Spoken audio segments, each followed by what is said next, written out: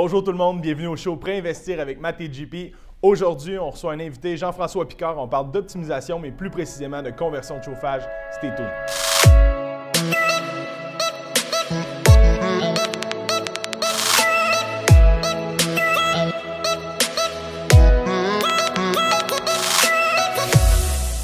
Bonjour tout le monde, bienvenue au deuxième podcast de Pré-investir avec Matt et JP. Cette semaine, nous avons la chance d'avoir avec nous Jean-François Picard. Salut les gars. Donc Jean-Philippe Paradis, courtier hypothécaire chez PMML. Mathias Saché, courtier hypothécaire. On va parler d'optimisation, plus précisément de conversion de chauffage. Mais avant de rentrer dans le vif du sujet, j'aimerais laisser la parole à Jean-François pour te présenter en quelques minutes. Yes, bonjour tout le monde. Jean-François Picard, investisseur immobilier à Québec depuis 5 ans. Entrepreneur général, entrepreneur en électricité depuis quelques années.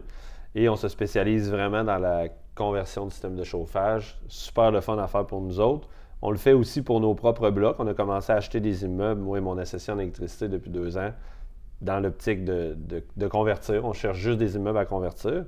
Donc, on s'est développé une belle expertise. Là. On a pu faire nos tests dans nos immeubles et on a appris surtout à bien négocier avec les locataires. Là. Donc, c'est vraiment notre force, faire des conversions compliquées et négociées. On va en parler plus tard parce qu'on va parler de chiffres vers la fin, puis on va parler de négociation aussi, qui est le nerf de la guerre. Absolument, c'est là que ça se passe.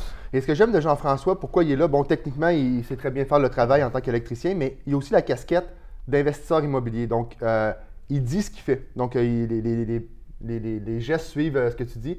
Donc, c'est pour ça que Jean-François est là. Il y a plusieurs casquettes qui vont pouvoir nous aider aujourd'hui, nous éclairer. Là, si on peut parler d'optimisation. Parce que les gens sont... Bon, des fois, l'optimisation, c'est un peu nébuleux. Qu'est-ce qu'on peut faire, qu'est-ce qu'on peut pas faire? Tout le monde regarde ça aujourd'hui. Quand on regarde un immeuble, on veut regarder le potentiel qu'on peut en tirer de cet immeuble-là. On va regarder soit l'ajout de lockers, le stationnement, diminuer les coûts directement des dépenses de l'immeuble, augmenter les revenus. Tout ça, c'est de l'optimisation. Par contre, le chauffage en est une, puis est une la plus importante à mon avis. C'est la dépense la plus grosse tout le temps. Là. Exact. Et comme vous le savez, avant qu'on parle de conversion, le revenu net d'opération, donc revenu, dépenses normalisées, revenu net d'opération, valeur économique, donc c'est les chiffres qui parlent dans le multilogement. Dans le 4 et moins, c'est plus la valeur marchande. Dans le 5 et plus, c'est la valeur économique. Donc, aussitôt vous touchez aux chiffres, on vient changer la valeur économique. C'est très bon ça, c'est vrai, parce que souvent les gens qui me disent hey, « moi j'ai une conversion de chauffage », j'ai un client qui me l'a dit avant-hier, j'ai une conversion de chauffage à faire dans un 4 logements, ça n'aura pas le même impact que dans un 6 ou un 8. Absolument. Fait que c'est vraiment important de le savoir, parce que les chiffres parlent dans le commercial, comme tu dis, revenu net d'opération, on a plusieurs points qu'il faut regarder là, dans le multilogement. Effectivement. Donc, si le propriétaire en date d'aujourd'hui a des coûts de chauffage, on peut faire une conversion. Ça veut dire quoi une conversion? C'est remettre les coûts aux frais du locataire. Mais comment on fait ça, Jeff, concrètement? Dans le fond, c'est simple. On installe des convecteurs, on met des machines qui sont belles. En plus, les locataires aiment ça. Ça donne un beau look, le vieux calorifère de fonte. Très confortable pour le locataire aussi, très performant comme machine. Donc, le bel avantage, c'est qu'on vient réduire le coût global de chauffage de l'immeuble. Parce que chauffer au mazout, le même immeuble va coûter beaucoup moins cher en énergie. Donc, on pense qu'on va refiler une facture d'un montant X au locataire. Non, elle va être plus basse. Donc, ça l'aide à la négociation, ça aussi. Et est-ce que tu peux déjà dire au locataire, voici la facture d'hydro, d'électricité ou de chauffage va être de X, compte tenu on est capable de faire une estimation. Là, on a des documents avec Hydro-Québec, des estimations avec l'année de bâtiment, vu les isolations qui sont différentes. Donc, une belle estimation assez précise de ce que ça va leur coûter en maintenant ça à 21 degrés. Et là, on leur explique qu'ils peuvent chauffer plus. On les éduque aussi. Là. On leur explique que s'ils chauffent intelligemment puis qu'ils baissent la température un petit peu quand ils ne sont pas là, ils vont sauver aussi des choses. Mais là, on parle de ça, là, c'est super beau. Là. Moi, je trouve ça cool, là, c'est le fun qu'on parle, mais tu regardes quoi quand tu magasines tes immeubles? Parce que les gens là, à la maison, ils ne savent pas vraiment là, quoi regarder. Ils sont, on va parler de granules, mazout. Ouais. Spécifier un peu. Bizarrement, les gens là, ils essayent que tout soit déjà correct puis que les dépenses ne soient pas trop hautes parce que là, on veut que l'immeuble vale le prix qui est demandé, mais c'est un peu l'inverse en réalité. On veut que la dépense d'énergie soit la plus haute possible. Mais là, tu es en train de dire quelque chose de gros. Ça veut dire qu'on serait obligé de sortir plus de mise de fonds pour un immeuble qui a une conversion à faire. Beaucoup. Beaucoup au départ, mais ça a l'avantage parce qu'on va aller la rechercher rapidement au refinancement. Je préfère un 6 qui a 10 000 de dépenses d'huile qui a 6 000 de dépenses d'huile. Le levier est supérieur. La négociation va être plus facile aussi parce que, veut pas, à cause de ça, la valeur économique est plus basse. Donc, on a un levier de négociation. Par contre, transférer cette dépense-là dans la colonne des revenus nets est assez facile, surtout si vous nous engagez. on réussit à 100% toujours avec les locataires à avoir un oui. Donc, très, très facile de la faire changer de colonne. Et très intéressant d'acheter quand il y a une grosse dépense. Et est-ce qu'il y a des choses que tu ne peux pas faire? Tu verrais quelque chose dans un immeuble, là, puis tu dis, techniquement, je ne peux pas convertir ça. C'est pas arrivé. Des fois, ça va coûter plus cher. Exemple, un immeuble en béton, on a vu de la brique à l'intérieur, plus compliqué pour nous, mais c'est juste nous qui va sacrer un peu pour faire la job. Le prix va être un petit peu plus cher, mais le gain est toujours, en vaut toujours la chandelle. Là. Toujours plusieurs fois, vous allez chercher toujours en refinancement plusieurs fois notre facture d'électricité. On va le voir plus tard un peu, on l'explique. Ouais. Puis, dans le fond, là, ce que je comprends, c'est que plus la facture est haute, moins nos revenus nets sont élevés, dans le sens à l'achat. Oui, absolument. Plus qu'il y a une conversation, je comprends pas, c'est comme le contraire, ce que les gens cherchent dans un immeuble. Ouais. On veut le moins de revenus nets possible, le plus de dépenses de chauffage.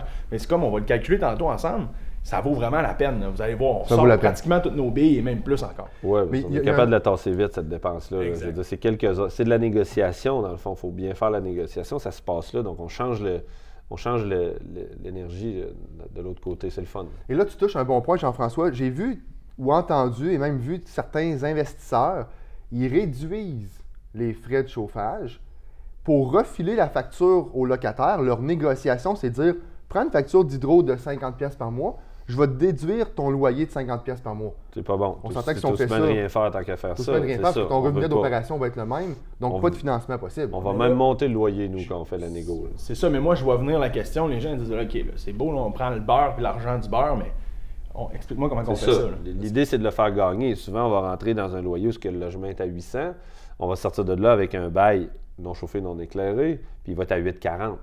Comment tu fais? Bon, principalement, on l'entend tous en vendant l'Internet à rabais aux locataires. Donc, on rentre un Internet commercial et on l'offre aux locataires à rabais. Donc, il va chercher une grosse économie sur son budget familial. On a la télé aussi qui est une grosse dépense pour les gens. Donc, il faut faire une économie. L'idée, c'est d'y faire une économie supérieure à la nouvelle facture qu'on lui demande de payer. Clairement, c'est nos clients. Il faut leur faire attention. On les fait gagner. On les fait vraiment gagner. Comme tu disais, on ne veut pas les saigner. C'est pas ça le but. Là. Le but, c'est que ce soit gagnant pour tout le monde. Tout le monde a besoin d'Internet. Aujourd'hui, ça peut coûter 80-90$ par mois un frais d'Internet. Absolument. Alors, si on est capable de refiler la facture en même temps en disant que ton Internet va coûter 15$ ou 20$ ou 25$ ou 30$, tout dépendamment des négociations que tu as avec, c'est super. Il est gagnant. C'est ça. Mais est-ce que je comprends, Jean-François, qu'en plus d'offrir le service de conversion, tu offres la négociation? Absolument.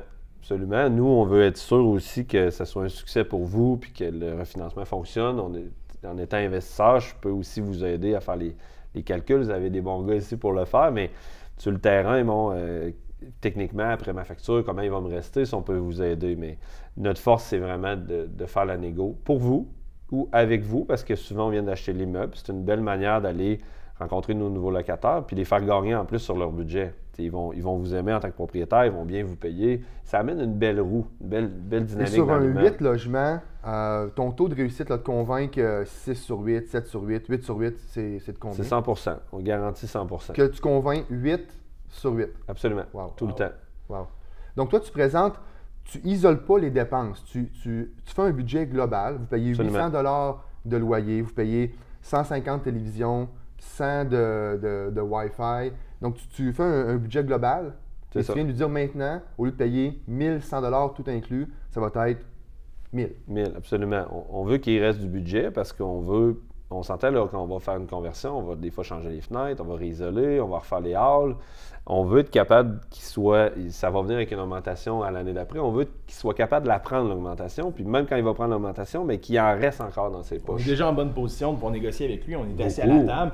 Qu'est-ce qui vous conviendrait dans votre logement que je pourrais refaire? Souvent, c'est des banalités. On entend souvent le plancher, ma porte d'armoire, le comptoir, la salle de bain. Bon, c'est un peu plus coûteux, mais somme toute, c'est quand même votre immeuble, tu sais, puis ça prend de la valeur. C'est la valeur économique directement qui est absolument. Puis la personne, elle veut rester, si elle veut rester là, bien là, elle est prête à payer un 25-30$ de plus encore sur son logement qu'elle a dans son budget parce que tu viens d'y libérer, puis là, elle va pouvoir avoir des nouveaux planchers, des nouveaux comptoirs. Ça va être le fun, ton appartement va être au prix du marché et plus, puis tu vas avoir un locataire qui ne veut plus s'en aller parce qu'on s'entend que des fois, on aime qu'il quitte pour monter, mais s'il est déjà au top, on veut le garder, on veut une On veut stabilité soigner, dans ce cas-là. notre C'est client, ça. c'est ça. Est-ce que tu en profites pour signer déjà un avis de renouvellement en disant je fais beaucoup de travail dans ton appartement, dans l'immeuble, est-ce que tu en profites pour signer un Bien, bail? souvent, on va signer, on est nouveau propriétaire, on veut un bail à notre nom, moi, c'est ça, je suggère aux gens, donc les bails sont déjà pré-remplis et on va essayer de signer le bail le plus long possible. Au lieu d'un avis, on va dire, bien, regarde, là, on est en mars, on est en janvier, on va mettre 1 an et demi, 1 an et 8 mois ou des fois 2 ans qu'on est proche de juillet. On va faire ça plus long, ça va être plus facile à votre financement. Vous arrivez avec tous des baux de 2 ans à un super prix, rénové, ça va bien aller pour votre financement. Puis n'oubliez pas, avec ce que Jean-François vient de dire, quand on veut faire le refinancement, que ce soit SCHL ou conventionnel, on peut peut-être parler de SCHL aujourd'hui pour faciliter un peu la discussion, Alors, 85%. de la valeur économique. Ouais. La SCHL va voir que vous avez un coût de chauffage et là, on présente le dossier sans coût de chauffage. Qu'est-ce qu'on doit présenter comme document? C'est soit un nouveau bail signé, que c'est coché que c'est le locataire qui s'occupe du chauffage, ou un avis de modification du bail. Donc, ça nous prend un document. Parce que si j'envoie à la SCHL pas de document, ça ne marchera pas. Et même, On peut même la donner la facture de GFPS électrique. Absolument. Puis, tu sais, la CHL veut être sûre, ils ne vont pas nécessairement venir sur place. Donc, on a une facture aussi qu'on a fait sortir de la fournaise. La tank à l'huile est sortie. Donc, il n'y en a plus d'énergie qui est aux frais du propriétaire. Nous, on met des petits convecteurs très efficaces dans les halls d'entrée. Donc, il y a ça aussi. Notre dépense en tant que propriétaire, le hall d'entrée, il reste. Mais avec ce qu'on installe, il devient très, très performant. On est capable d'avoir une dépense très basse. ma question est un petit peu vague peut-être, mais as-tu une proportion, justement, le hall d'entrée, là, y a-t-il un pourcentage qu'on doit calculer? Y a-t-il un chiffre? Bon, on a un chiffre toujours qu'on dit, là, si on ne chauffe pas les halls d'entrée à 22 degrés non plus, les portes ouvrent souvent, on va peut-être mettre ça à, bon, ça dépend des propriétaires, on va jusqu'à 10 degrés, mais mettons 15 à 17 degrés pour un 8 logements qui est quand même bien correctement isolé. On va parler peut-être d'un 5 à 700 par année pour chauffer, mais les halls, tu sais, ça va être confortable là, quand Donc, même. si j'ai une facture aujourd'hui de 11 000 je peux considérer qu'elle va diminuer. Je vais enlever un bon 10 000 certains. Oui, moi je mets 500. Dans mes tableaux, je mets 500 pour un 8 et moins. On va monter à 750 pour un 10. Ça dépend de la hauteur aussi. Fait que c'est ça. C'est le fun. C'est le fun à jouer dans le fichier. Puis, Est-ce qu'on rentre dans la question qui fait mal? on va donc. Combien ça coûte? Comment ça coûte? Bon, ça dépend. Je vais vous sortir un chiffre quand même, parce que je me le fais demander beaucoup. Puis là, bon, souvent, on a juste vu une fiche. On est 10 heures le soir, on veut savoir combien ça coûte. Ce que je dis aux gens, mettez-vous une moyenne là, pour un 4,5 là, moyen de 3 500 par porte pour la conversion. Tu sais. Des fois, ça va être un peu moins, des fois, ça va être plus, mais dans la moyenne, ça va arriver. Puis même si on arrive au final à 5 000 la porte, parce que, comme on parlait tantôt, il faut refaire toute l'entrée électrique, les panneaux sont plus assez forts, ça, c'est pas grave. C'est notre problème, ça ne va pas plus déranger vos locataires, puis ça va faire une facture qui est un petit peu plus élevée pour la facture d'électricien, mais vous allez quand même aller chercher 3 à 4 fois notre facture au refinancement. Donc, ça vaut le coup. Et Mathias, veux-tu peut-être nous faire des petits calculs là, sommaires pour dire est-ce que ça vaut la peine? Fait que là, on prend un exemple bien standard. 10 000 de chauffage, fois notre MRN, multiplicateur de revenu net. On donne 200 000 Si c'est 20 fois. si c'est 20 fois. Bon, on garde ça comme ça. Alors, le 200 000, on prend le 85 si on est considéré CHL. On parle de 170 000. Au refinancement. Absolument. Donc- Dans un scénario comme ça, on risque d'être dans un 8 logements à peu près. Bon, en général, la conversion va coûter de 30 à 40 000 $. Donc, on s'entend qu'il en Donc- reste beaucoup. Je vais chercher 170 000 en refinancement. Je paye une facture de 40 000. 40 000, disons. Tu as fait la job. Tu as convaincu mes locataires avec moi. On est Les peut-être nouveaux ensemble. baux sont signés. Les nouveaux baux sont signés. Puis le reste, ben, j'investis puis je rachète. Jeu de levier immobilier. Si on veut investir, on ressort nos billes, on réinvestit ailleurs. C'est ça le but. Là. D'aller Tantôt, chercher. Jeff, tu m'as fait penser à quelque chose. Est-ce que les locataires vont être dérangés? Est-ce que c'est dans l'appartement Ben, c'est quand bon, tu ça. rentres, là? Oui. Est-ce qu'il faut qu'ils mettent leur stock dans le milieu de l'appartement? Est-ce que... Non, souvent, tu sais, pour les locataires qui sont là depuis longtemps, bon, même s'ils sont propres, ils n'ont pas avancé leurs meubles à tous les 6 mois. Nous, on s'occupe d'avancer les meubles. Nous, on s'occupe de faire la menuiserie aussi. C'est vraiment un projet clé en main. En général, un appartement de grandeur normale, à part peut-être un 7,5, on arrive le matin à 7 h, à 5 h le soir quand le locataire revient de travailler. Tout est replacé, tout est repeint, les moulures sont réinstallées, puis on a lavé les planchers en dessous de où étaient les meubles. Donc, son appartement, théoriquement, est plus propre que quand on est arrivé le matin. Donc, on a même ramassé un peu, parce que, bon, des fois, ça traîne un peu. Donc, on le dérange pas. Des fois, il y en a qui veulent être là pour leur effet personnel. Il n'y a pas de problème. En général, je passe maximum une journée par appartement. OK. Pendant la journée, ça bouge, il y a beaucoup de monde. Mais on essaye qu'ils ne soient pas là pour ça. Quand on repart, on fait un beau petit clean-up. Fait que les locataires ne sont vraiment pas dérangés. Puis c'est super beau après le produit fini. On a enlevé les vieux calorifères ne sont plus là. Un beau convecteur avec un petit thermostat électronique, avec un rétroéclairage bleuté, c'est super sharp. Les gens aiment ça. Donc moi, si je veux faire le travail, je n'ai pas à engager un électricien, un menuisier, un peintre. C'est toi, tu t'occupes de tout. Là. C'est ça, Et dans ton ton de tout. 3500 en moyenne, là, c'est tout ça. C'est ça. Parce que des fois, les gens disent « Ah, j'ai mon menuisier. » J'ai dit « Oui, tu vas sauver. » C'est sûr que moi, c'est un menuisier full CCQ, ça coûte plus cher que si tu as ton gars de maintenance. Mais si ton gars de maintenance, tu l'envoies dans tes appartements, il ne sera pas capable de nous suivre à la vitesse qu'on va aller. Puis là, tu vas déranger tes locataires pendant plusieurs jours. Il ne sera pas capable de tout faire dans la même journée. Parce que nous, on va lui donner un petit coup de main au menuisier, là, tiens la moula, puis c'est un travail d'équipe, on avance, on roule dans l'appartement. Donc, je ne vous conseille pas de vous prendre, vous pouvez prendre une compagnie à l'externe si vous en avez des préférés, mais pas prendre un concierge puis étirer ça. Parce que le locataire, c'est quand même des travaux là, de tout tasser les meubles et tout ça. On veut pas le déranger. On veut pas que ça rentre. Puis là, tu parlais d'une journée environ par appartement. Là. Ça, c'est à part la job dans la chambre électrique, j'imagine. C'est ça. Ça n'aura aucun impact pour le locataire. Si on a à faire un shutdown, complètement enlever le courant, on va mettre des générateurs, les locataires ne s'en rendront pas compte. Okay. Puis avec ça aussi, dans la journée, tu installes le Wi-Fi, tu passes tes fils de Wi-Fi, tout ça. Oui, si on a passé des fils, on peut les faire, c'est un bon moment. Là, quand on a à refaire les entrées des panneaux des appartements, on peut passer le fil en même temps d'Internet. Il y a différentes compagnies qui peuvent le faire aussi. Là. Ça, dans les négos, on en discutera ensemble, dans le fond. Plusieurs stratégies pour rentrer l'Internet puis la télé. Donc, toi, en tant qu'investisseur, tu as monté un beau parc en quelques années. Oui. C'est la technique que tu utilises, la conversion de chauffage? Présentement, c'est rare que je vais acheter un immeuble qui n'a pas une conversion à faire. C'est rare. Ça va arriver, des super deals, des choses qui n'étaient pas à vendre, des connaissances, mais en général, c'est le levier là, qui est super intéressant. Puis, oui, la conversion, on tasse une grosse dépense, mais en faisant ça, ça implique d'ajouter des services et améliorer. Si on ne ferait pas la conversion, on ne vient pas de donner de liberté sur le budget du locataire. Comment on lui proposerait des comptoirs et des planchers neufs? Souvent, il n'a pas le budget. Les gens sont quand même assez serrés, puis ils veulent mettre l'argent ailleurs, ils veulent aller au resto. Puis c'est ce qu'on parle aussi que les locataires, gars, là, il vous reste 500 à la fin de l'année. Ça fait plusieurs restos. Puis j'ai un locataire récemment qui payait beaucoup trop cher ses services. Il peut se payer un voyage dans le sud à chaque année à lui, avec l'économie qu'on lui fait faire. C'est trippant, tu sais. Puis s'il veut améliorer son appartement, bien, il va être capable aussi. Donc, c'est une... Puis là, on est basé à Québec, mais on a des gens qui nous regardent de partout dans la province. Est-ce que tu as une connaissance? Est-ce qu'il reste beaucoup d'immeubles à Québec, à Montréal, à Drummond, à Sherbrooke? Est-ce qu'il en reste beaucoup, des immeubles à convertir? À Québec, on a beaucoup de mazout encore. On en a pour plusieurs années à avoir à en faire. Puis, bizarrement, si vous cherchez sur Internet conversion, vous allez voir les autres compagnies d'électricité qui en font comme nous, c'est rare. Les gens, quand un électricien vend une conversion, il vend de convertir un système, exemple, au mazout vers le gaz naturel ou du mazout vers l'électricité, mais aux frais du propriétaire. Ce qui fait, tant qu'à moi, pas de sens. Si on passe du mazout au gaz naturel, on va sauver peut-être 20-25 de dépenses. C'est le fun, mais c'est peu. Ça ne te fait pas un levier suffisant. Souvent, dans la plupart des scénarios que j'ai évalués, ça ne donne pas une économie suffisante même pour payer la facture de l'électricien pour faire la conversion. Donc, c'est un non-sens, tant qu'à moi. Mais pour revenir à ta question, il y a beaucoup de mazout à Québec, il y a beaucoup de gaz naturel et il y a beaucoup de systèmes qui ont été convertis à l'électrique avec des hydras qu'on appelle. Donc, la dépense est plus de 10 000, elle est de 6 000, mais elle est encore aux frais du propriétaire. Donc, son immeuble vaut un petit peu plus cher, il va pouvoir le vendre un petit peu plus cher, mais c'est des beaux immeubles à convertir encore. Puis le propriétaire dit non, la conversion est faite. Non, elle n'est pas faite. La vraie conversion, comme tu disais, c'est de refiler la facture du côté des locataires pour augmenter ton vrai revenu. Diminuer les dépenses, augmenter nos revenus.